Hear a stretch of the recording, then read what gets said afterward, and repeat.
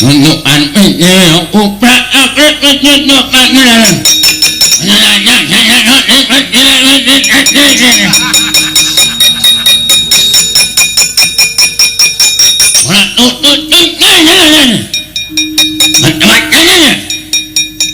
Gong, Rene otak nih dolanan. Apa tadi? Rene yo.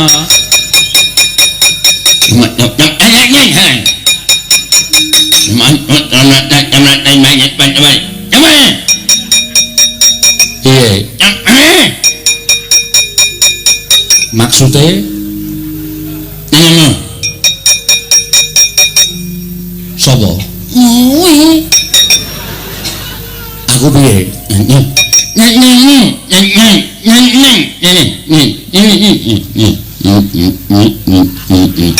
Kowe ditulis ning lemah.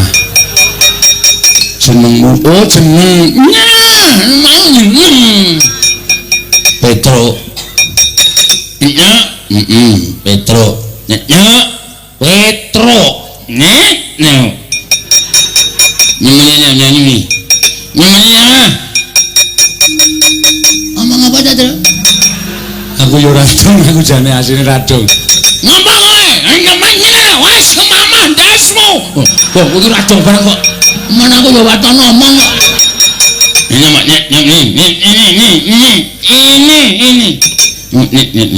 Ini.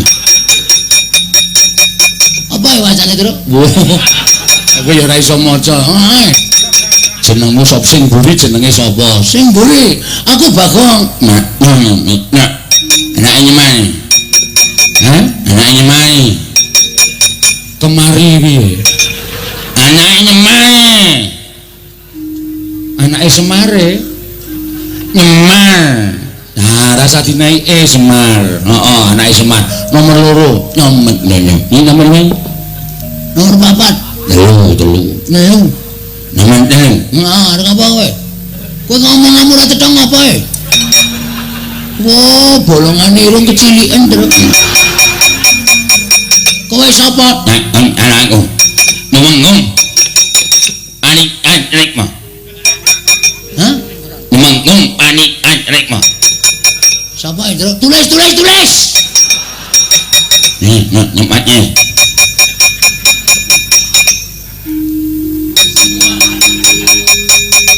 Tumenggung panigas rekmo. Walah, tukang cukur to kowe.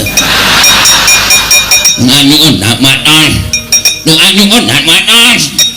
Tumenggung tukang dak maton. Iki misu-misu to Pak Deradong. Dadi adera loro ati. Ha iya. Kowe ngerti ora jenenge piye? Tukang cukur ndas matos ngono. Heeh. Wah, setane. Oh, le nesu keri kowe kira. Amat banyak ya. Aduh, tengok mana nampak tulis oke banget. Ngomong oke banget tulis oke banget lemah. Aku radong nih, Semar. Semar piye? Mohon kincung ini. Lek lincung. Nek lincung manganen. Aku dong nek iki dong aku. Lek lincung manganen ngono to. Intine paham. Aku dong iki paham lho ta. Kemarin dengan ini pondok angane lincung iki lek. Prabu namanya. Sapa? Prabu namanya. Maksudnya bapakku arep tok krincung nangane tok bondo, bondo tangane tok krincung sile tok aturke Prabu. Gendro Suropati. Aku entuk pepungah. Mundur. Ora lepel. Ora level. Ya. Aku ngomong ere. Mundur. Wah, kepruke watu ndase ya terus aja. Aku dinake kere, aja sabar kowe iki. Mesake lho iki ketoke kaya ngene iki. Nyane apa? Aku iki mesake.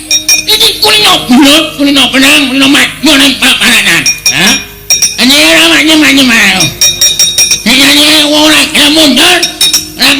nyungake nyawamu dina iki. Kaya nganggo gamelan.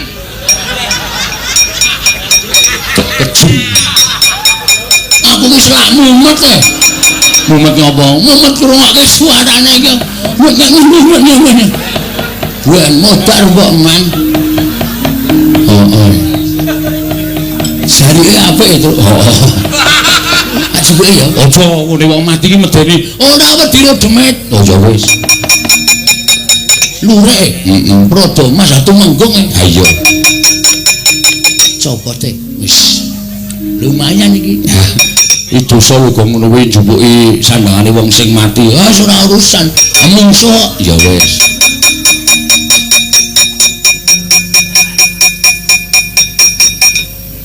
Kacoke ya lumayan.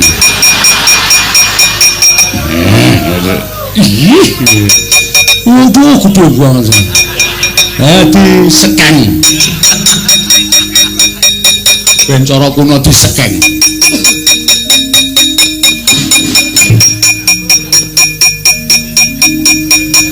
Bangane ra ganti.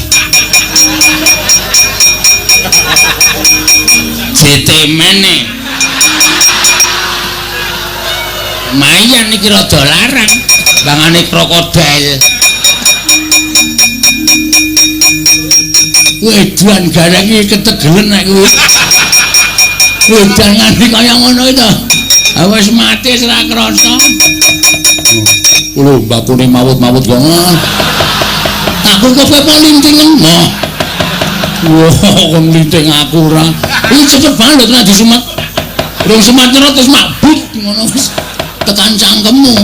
Ayo, amo Suramrata, Jayamrata ingkang kita. Mati kula, Mbah. Piye? Jebul Karang Kadempel sing jaga mboten namung anak-anakipun Semar. Lah sapa? Sing jaga satriya-satriya bebedhingan kula pinanggih kalian Raden Setyaki. Setyaki iki Senopati Ndarawati, apa Prabu Kresna lenggah neng kono, Pak? Kula piyambak mboten mangertos. Nek neng Setyaki iki mesti neng Prabu Kresna. Wis positif kuwi. Nggih. Kowe gelut? Nggih. Kula nyaut tumbak. Kula jojohi tumbak mboten kenging, dheweke nyaut godhok tumbak disendal munggah godhok tibake teng sirah kula. Sumrepet mboten weruh dalan tindhone kencengel nganti jengklit tutuk dada kula bres. Kula teng mriko suwe ora iso ambegan. Mundur. Nggih. Dudu tandingmu Setyaki. Oh. Kae Senopati Digdaya peng-pengan. Ora ana wong sabrang sing iso menang karo Setyaki. Setyaki iki mbiyen jaman semono iki jaman aku jek enom kuwi gayenge nek ming gelut karo aku. Setyaki niku. Damangi. Wah.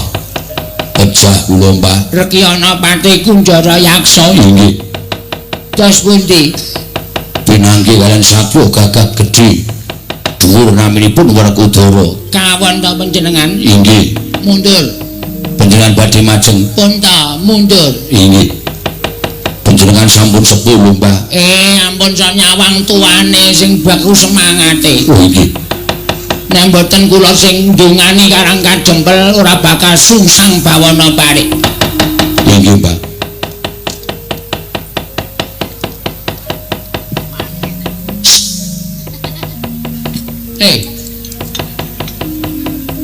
Arep maju ora kowe? Arep maju ora? Ganti jeneng po ajek jenengmu. Jan. Laura. Maju apa ora kowe? Kok meneng wae kaya wong ngalamun. Kowe maju iso ngalahke wong-wong Karang Kadempel. Bakal gedhe gancane saka Sinuwun Prabu Gendra Pati. Suluk ya suarane kaya banci. Mbah. Kula nek maju ora pasti ana komanan mungsuh, Mbah. Isih pirang-pirang. Ya ampun, ya ampun. iki wis tak pengin dadi prajurit ya ngeyel wong wis tak yasake kios. Kowe buka salon. Kuwi malah laris kok malah dadi prajurit barang. Jiwa Mbah, jiwa kula. Jiwa kula menika prajurit, kula menika nadyan kados mengaten menika jiwa saya itu dilahirkan untuk menjadi seorang pemberani, Mbah. Inggih. Wong suwe sapa, Mbah? Wong-wong ngarang kadempel jare akeh satriyane. Ya ampun, ya ampun. Amuk sira merata jaya merata imbang yen padha-padha. Iki prajurit saka Pageralon, Mbah. Nisih, Mbah. Semingkir, Mbah, aku jelang ndelok rupamu, Mbah, semingkir. Sambrong gelap modar. Ini sing ngubani bendina kok anggere weruh wong lanang sing bagus-bagus kok karo mbane kok sia-sia. Amuk sira merata jaya merata candra tak iwel-iwel dadi apa kowe legane ati. Wong bagus. Najan tetep biaduk ora sepiro wae sapa ngaku wae. Iki apa iki? Uang ya, masak keong. Uang. Brengosong kok pengesan. Aku kan cowok feminim. Cowok feminim iki piye? Gak ngerti. Gak milenial babal blas. Sapa Mas? Sentiaki. Sentiaki, ya ampun jenenge Sentiaki sentil. Sedikit menjadi. Kowe iki ngopo? Gemes karo sampean, gemes ya ampun tak jiwit lho. Kowe iki rene arep perang apa arep ngopo? Perang no. Ayo mungsuh aku. Mati dene aku bangga tak ayoni. Mas nggawa mantel. Lho. Ngopo? Ya ampun, perang karo aku kan kudu nganggo lemek. Nek ora kan ya ora gayeng to, Mas. Ya Mas ya. Ayo to. Iki wis jam 1 tak korting 15.000 wis ya. Gila nih.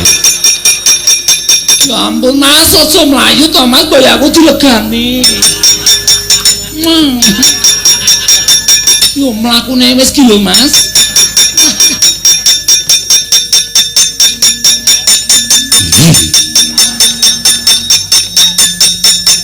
Enten apa? Nah, yen kowe cocok. Kula, yo maju mungsuhe Gilani. Mas mikir. Lugu karepe dhewe. Ngalahke Ndara Sencaki. Apa dikira anak Semar ora ana sing iso ngalahke wong-wong Pageralon? Ayo, kene. Legane ayo. Mungsuhe.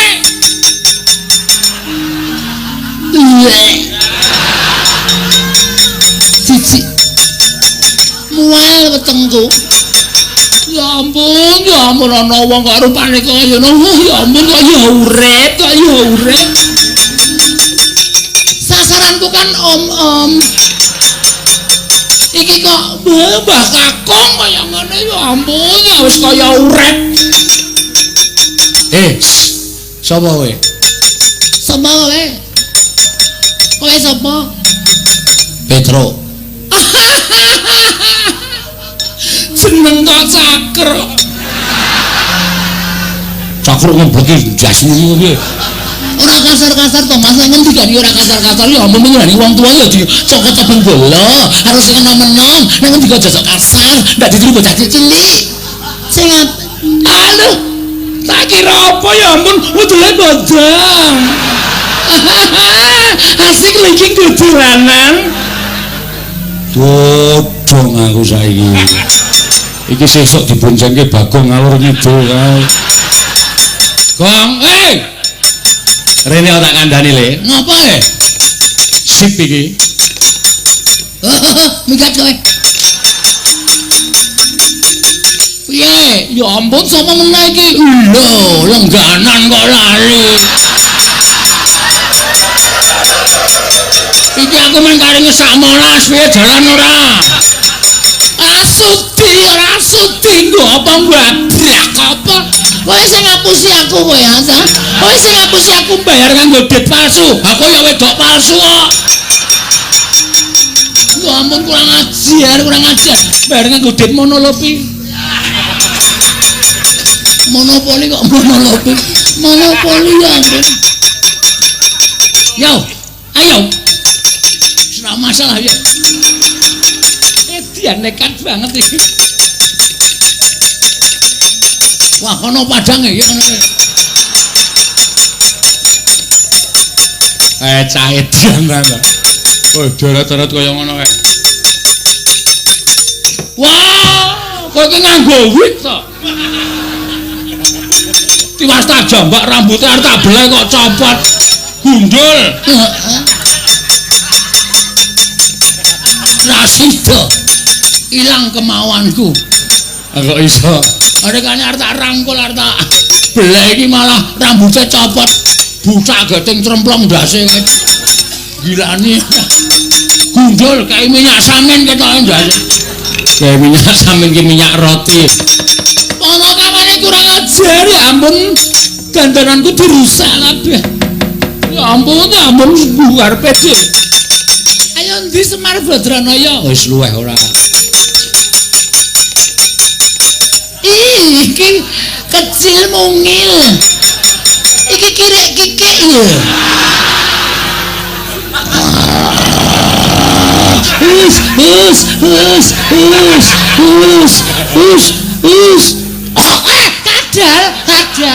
Kadal ya ampun, latahku metu ya ampun kadal. Ya ampun iki apik banget ya. Mas. Ngopo? Aku mau tuku kini kae. Mas kene dite. Piro? Sarmu lek ngene ku. Iki ana dit 200 samuku. Lek urung pepayon blas mbok modar. Urung pepayon doyak satpol PP. Nah. Yo, kae cilik-cilik to. Heeh. Wis manut aku. Kowe arep ngapa ya, Truk? Manut aku to.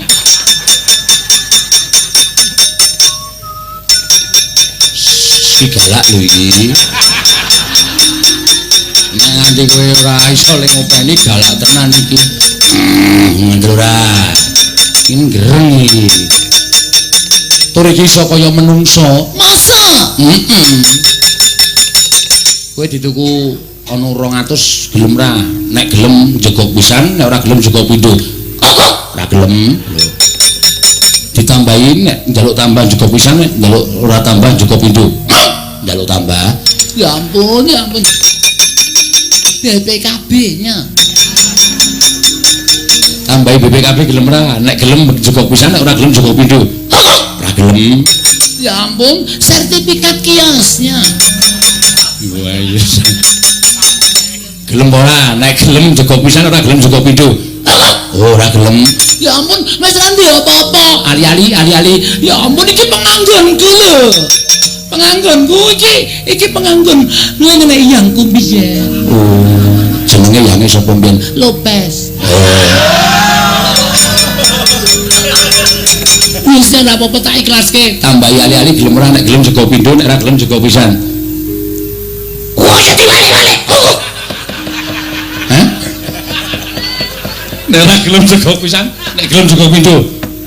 Ora diwali-wali. Nek ora gelem iki pindho. Oh iya. Nek ora gelem pindho. Waduh, mlayu kirike. Lah ya wis nang ngapura ya. Ora sida tak keke iki lho angel banget. Bajigur diapusi kere. Ya ampun, lek golek saben bengi men diedeli maling. Amok karangan jemblegan ning atiku kudu. Amok Suramarata Jaya Marata imbang yen padha.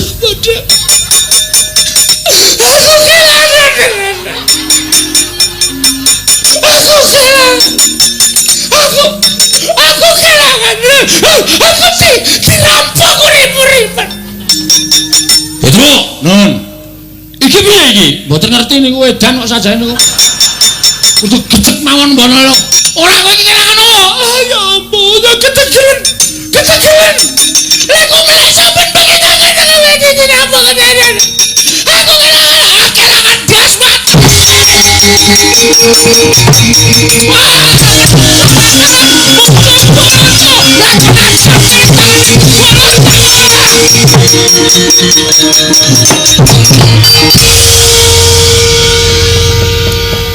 Innalillahi wa inna ilaihi raji'un. Muter kowe Laura.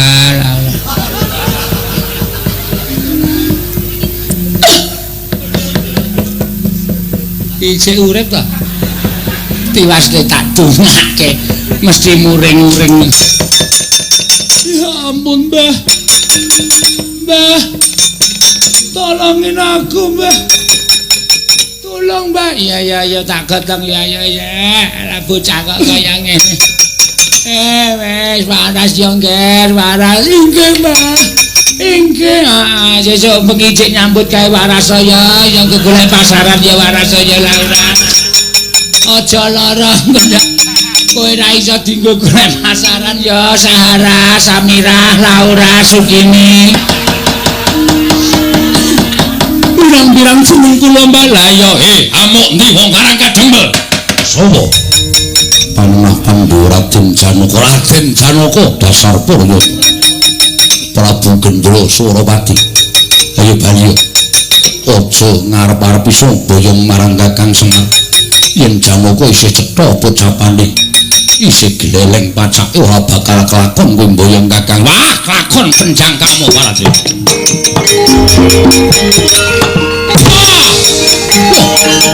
Hujan.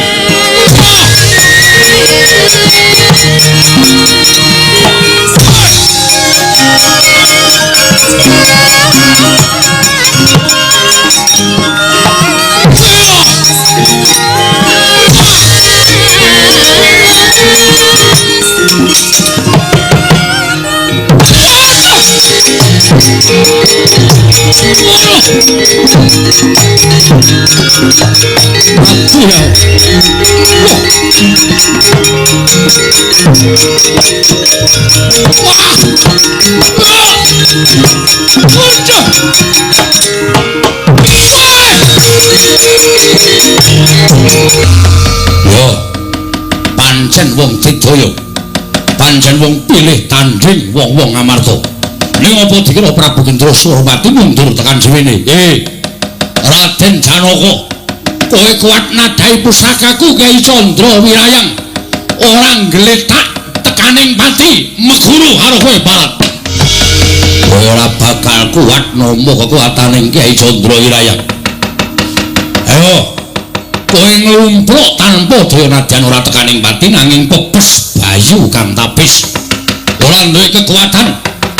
Prajurit Janaka digotong leboke pakunjaran tunggale lah golekane gandani. Nadyan kowe gagah gedhe dhuwur. Sumbaga prawiring yuda sekti kalintang jayaning perang. Nanging ora bakal iso menang mungsuh kekuatanku Kyai Candra Wirayang. Lumpruk ora beda karo adimu Janaka. Prajurit leboke pakunjaran. Nih Ratu Ngamarta mundur sisan.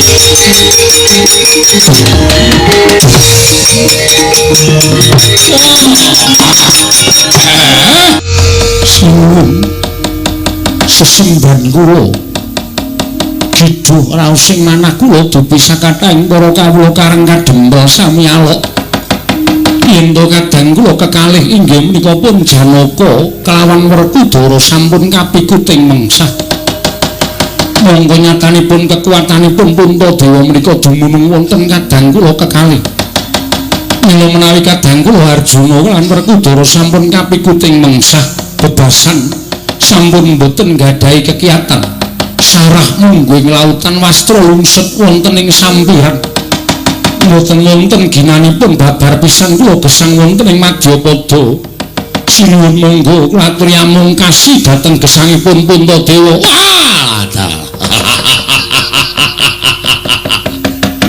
Nadyan kondhang kowe Ratu Tidaya kedunungan Pustaka Jamus nyang jimat 5 foto.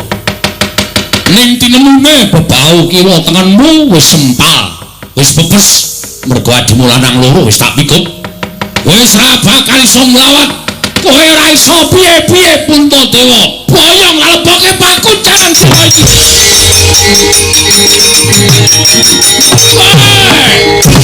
Pitrungai wayur ngowo. Kadrak tiwasan. sinuwun. Lepatipun ing abdi nyuwun tadhawadana. Yo, ene ngono. Sangat ketiwasan. Wonten lepatipun akeh kula bojo atur kula nyuwun pangapunten. Kok iki tak takoni malah nangis piye? Mergo ati kula mboten kuat, Dara. Ora kuat nyumurupi kahanan sing dumadi. Kahanan apa? Prabu Gendroswara Pati maju wonten ing pabaratan Ndara Janaka sing methuke. Yo, Janaka sing methuke. Nggih. Ingkang sekawit Prabu Gendroswara Pati diajar kali Ndara Janaka. Lah Prabu Gendroswara Pati. Ora wae lek kajane. Apa? Apa? Prabu Gendroswara Pati ngetoke painah. Panah piye? Anu panah. Mulut sak obor pucuke dilepaske Ndara Janaka kena duk nglumpruk terus diboyong karo prajurit Pagrelun. Ndara Werkudara mlaju kenging pusaka duk nglumpruk gawa karo prajurit Pagrelun. Niki pun entek Sinuwun Darma Kusuma diboyong. Wah, iblis anak ndukung karepe dhewe kowe boyongi para pandhawa. Nata mantura Prabu Baladewa babarno pisan Nata Mandura Prabu Baladewa. Wah, ngamuk punggung Suratamta Nirbaya Nirmikala. Yo, kowe ora bakal tak gawa, ora bakal tak boyong, ning bakal tak wirang-wirangke saka kekuwataning Candra Wiraya Barat. Manik jajalan surtaning bawana iblis anak. wah nibake daya kekuatan kowe nibake Sembaring. Wong cilik kethe wedi mati. Ayo, tandingono Baladewa legane atiku.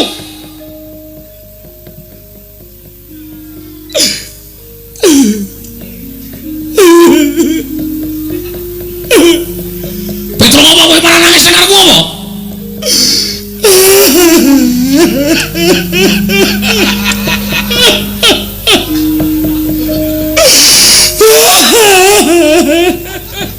Sapa sing mati truk ndasmu? Nangis kaya kepatan ya kowe. Ana bracan. Lah sapa ya, Truk? Kowe kok kita kan jadi wong mesti kaget. Petro kowe iki minggir aku tak maju perang. Mangke riyen. Sampeyan durung krasa. Kowe nggo panggilan ora le? Nggo apa? Ongotan.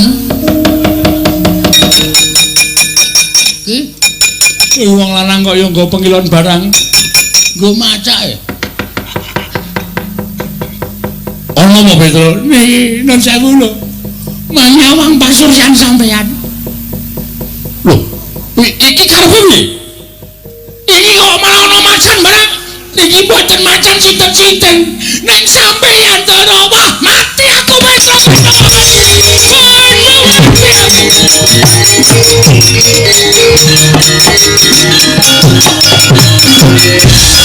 wah masih aku itu. Waduh aku kira tuh dadi macan piye. Ora ya ora ngerti kaya. Tawake ning sirkus wae. Payu larang lho. Metro aku mati. Wah, piye Metro kan aku tadi kaya ngene. Aku malah diwirang-wirake pun. Nggo kula jareke matur bapak mawon. Matur karo bapak pripun karane kaya ngene. Semar aku tulung ana Semar.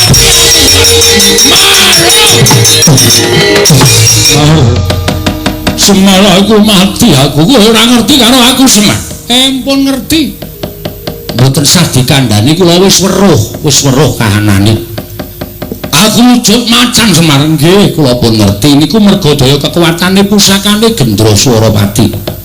Pancen darbe niat mboten ajeng gawe patine sampeyan sedane Ndara Baladewa ning niate pancen mengajeng mirang-mirangke sampeyan. Lha kok dadi aku kena panah. Monggo aku ora krasa kena panah kok. Petro sing ngandani aku dadi macan. Pancen kudu ngoten. Lah aku kudu piye Semar? Supaya iso pulih kaya wingi. Pandhawa kepikut kali Gendroswara Pati. Yo.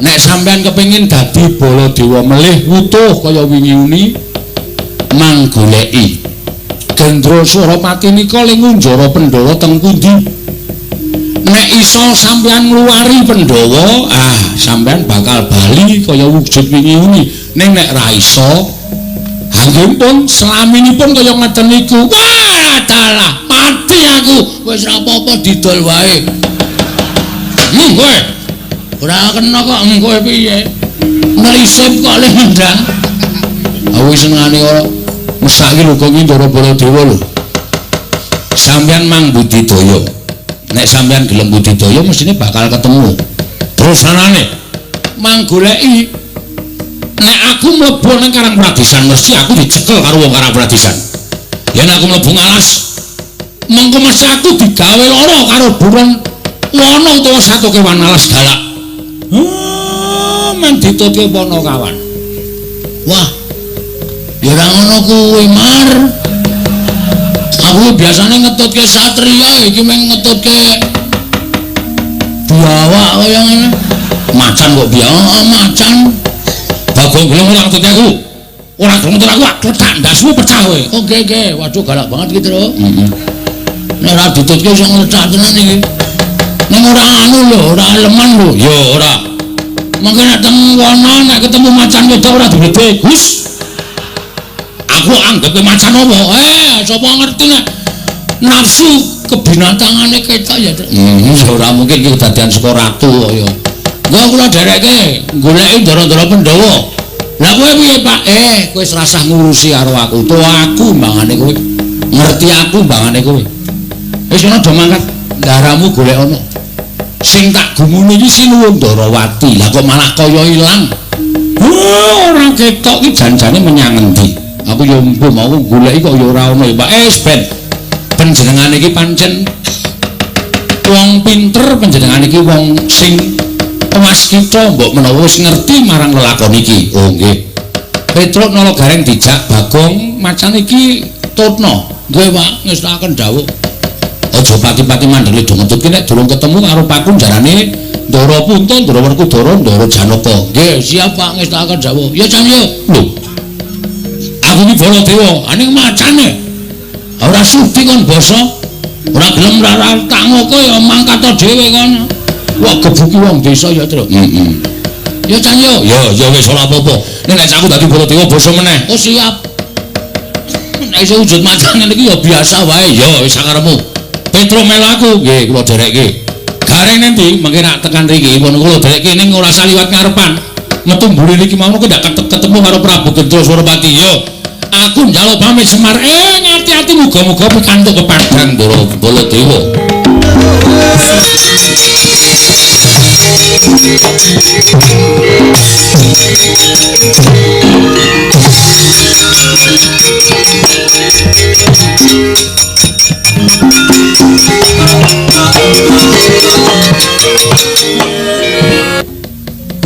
kowe kedadian saka Lombok Abang Semar sing tak pujo kowe aja kuwatir lan sasah wedi kowe ning kene wae engko nek ana Nalendra sing tekan kene apa sing didhawuhke kowe manut kowe sendika ya wis ngono wae tak tinggal ning kene aku tak sowan Sangasih Prana lah kok dadi kahanane kaya mengkene geger ora karu-karuan kersane kepiye aku tak nyadong timbalane Sangasih Prana wis ngono wae welingku aja ganti gawe gelane Gendra Suropati Ratu Sabrang sing arep tekan kene Semar